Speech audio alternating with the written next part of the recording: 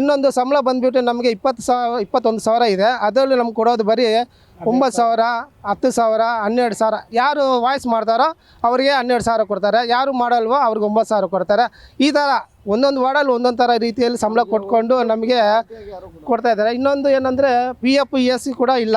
ಯಾರಾದರೂ ಏನಾದರೂ ಜ್ವರ ಆಗಲಿ ಏನೋ ಒಂದು ಹೆಚ್ಚು ಕಮ್ಮಿ ಆಗಲಿ ಏನಾದರೂ ಇದಾದರೆ ಅವರಿಗೆ ESPF ಕಟ್ಟಿದ್ರೆ ನಾವು ಒಂದು ಹಾಸ್ಪಿಟ್ಲ್ ಅಂತ ESC ಇರುತ್ತೆ, ಅದರಲ್ಲಿ ಹೋಗಿ ತೋರಿಸ್ಕೊತೀವಿ. ಅದು ಕೂಡ ಇಲ್ಲ ನಮಗೆ.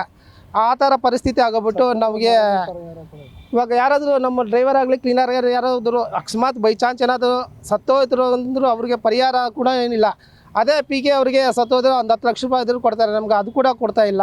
ಅದರಿಂದ ನಮಗೂ ಈ ಥರ ಒಂದು ಸೇಫ್ಟಿ ಕೊಟ್ಟರೆ ನಮಗೂ ತುಂಬ ಒಳ್ಳೆ ಅನುಕೂಲ ಆಗುತ್ತೆ ಅಂತ ನಾನು ಹೇಳೋಕ್ಕೆ ಇಷ್ಟಪಡ್ತೀನಿ ಮೇಡಮ್. ಇಲ್ಲ ಮೇಡಮ್, ಯಾವುದೂ ಇಲ್ಲ ಆ ಥರ ಅದು ಯಾವುದೂ ಇಲ್ಲ.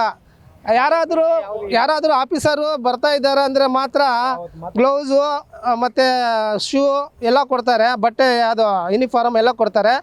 ಅದಾದಮೇಲೆ ಮತ್ತೆ ಪುನಃ ಎಲ್ಲ ಈಸ್ಕೊಬಿಡ್ತಾರೆ, ವಾಪಸ್ಸು ಈಸ್ಕೊಬಿಡ್ತಾರೆ. ಮತ್ತು ನಾವು ಬರೀ ಕೈಯಲ್ಲೇ ಕೆಲಸ ಮಾಡಬೇಕು. ಇಂಜೆಕ್ಷನು, ಗಾಜು ಅದು ಇದೆಲ್ಲ ಚುಚ್ಚಿಕೊಂಡು ನಮಗೆ ತುಂಬಾ ತೊಂದರೆಗಳು ಆಗ್ತಾ ಈ ಥರ ಕಷ್ಟಗಳು ಆಗೋಗ್ಬಿಟ್ಟಿದೆ ಮೇಡಮ್.